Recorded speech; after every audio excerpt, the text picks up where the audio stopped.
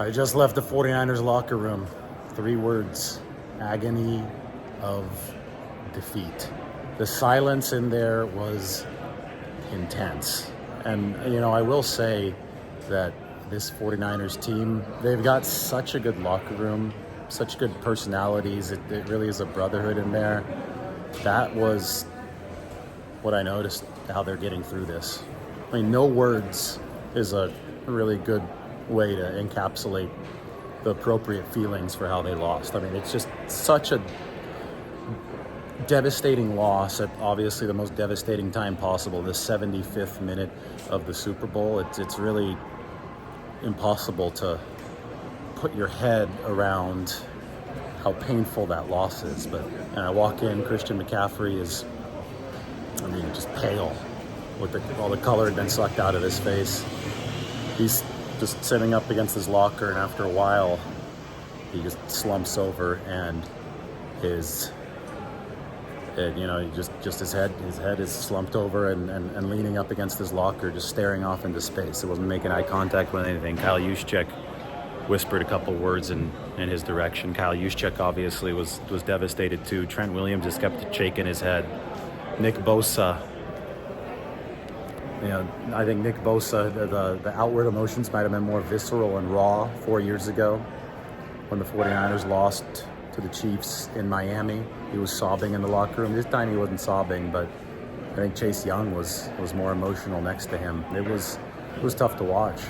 I shook Spencer Burford's hand, and it's a professional working relationship that these guys have relationships with, and you're out there, you're reporting, you're trying to do the best job of telling the story of a football team, and Spencer Burford just wouldn't let go as we were shaking hands. So he was just processing it, and everything seemed to be happening in slow motion in that 49ers locker room. There's a lot of really professional players, and there's obviously a big, good camaraderie amongst the team, and they came up short in really, really agonizing fashion. Dre Greenlaw was on crutches with a boot around his left foot. He tore his Achilles in this game.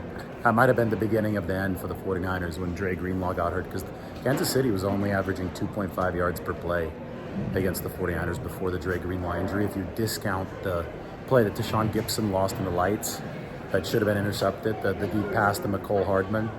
So I thought that Kansas City really killed the 49ers on crossers as the game went along, short passes, and that's exactly where Dre Greenlaw, the enforcer, is able to deliver defensively. I think that changed the whole complexion of the game. Kansas City was not executing offensively. Dre Greenlaw got hurt, and the Kansas City Chiefs were able to hit the middle of the field with those short passes. They were able to run read option with Patrick Mahomes. Dre Greenlaw was on one to start this game, right? He looked like a hybrid of Patrick Willis and Navarro Bowman on the first couple series, and then he tore his Achilles. Just a tragic thing as he's running out onto the field. So I saw him in crutches hobbling out of that locker room. Saw Brock Purdy in there, obviously. This is the agony of defeat in sports at the highest level. The 49ers suffered this, again, twice in the 1990s. They lost to the Dallas Cowboys in back-to-back years. And then the third time, they got over the hump. They beat the Cowboys in 1994. They're going to have to execute that again. In fact, probably the most optimistic piece of discussion that I had was Talanoa Hufanga, because he didn't play in this game. So I think those guys, that they can be a little bit more emotionally removed from it because they just haven't poured their heart and soul in the game. He obviously tore his ACL, and Talanoa is doing well in his recovery. And our discussion was a simple one. He thinks the 49ers are going to be back, and he thinks the 49ers can get the job done in the future. That's the belief that you have to have, and I think that the 49ers, with John Lynch, with Kyle Shanahan, have built a culture that can withstand devastating defeats better than most. And I understand there's going to be people throwing stones right now. People are angry. People have to find somebody to blame, but that's low-level analysis. Obviously, there were screw-ups in this game. Obviously, there's a ball that bounced off of Darrell Luter Jr.'s leg or foot when he wasn't looking, and it turned into a muffed punt. Ray McLeod wasn't able to recover it. That led right to a Kansas City touchdown. Obviously, the Greenlaw injury hurt.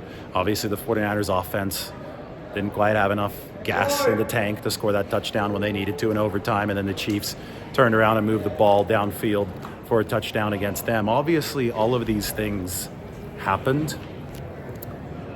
Doesn't mean that somebody did a poor job, though. Doesn't mean that people should be calling for Kyle Shanahan's head. I mean, they've built a juggernaut. They just haven't won the title yet, but they've been to so many NFC championship games, 2 Super Bowls now. It took the Steve Young 49ers in the 1990s a long time to break through. 2 losses in the NFC title game against the Cowboys before they were able to turn around and beat the Cowboys and, by extension, the Super Bowl. So perspective is everything. The blame game is going to be huge. Emotions are raw. I get it. It's a gut-wrenching defeat for the 49ers and their fans. It's been 3 decades now since they've won a Super Bowl. They had maybe the best team in football this year, but they weren't able to get the job done on the biggest stage. This kind of stuff happens, though. It is the agony of defeat. It was a 15-round heavyweight fight. The longer that went, the tougher it was going to be to lose. That's how it is. You just invest more and more and more to where the drop-off is going to be catastrophically bad when that loss does happen. 49ers need to get off the grid. They will for a little bit. I need to get off the grid at some point. I'm doing my best to cover this drama, the roller coaster of emotions. I mean, we talk about scars that the 49ers have built up over the years. This is another scar. I mean, Chris Kasarik was in that locker room. His eyes were welling with tears. None of the, guys just weren't making eye contact with anything. You're just looking off into space. Chris Kasarik talked about the scars of the past that led to this game. There are more scars here.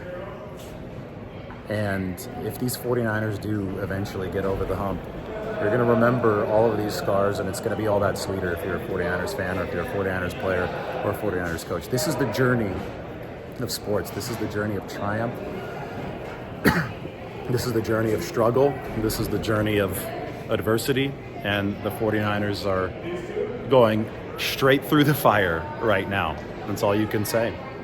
You just have to feel it at this point, right? You just have to feel the agony of that defeat. If you're the 49ers, if you're a fan, if you're watching this, you have to, and then you have to realize that there's historical perspective of great teams in the past losing in really tough fashion as well. This was exceptionally tough. But greatness overcomes adversity. It ultimately does. And the 49ers have to use this as fuel moving forward into 2024. All right, that's my 49ers locker room report.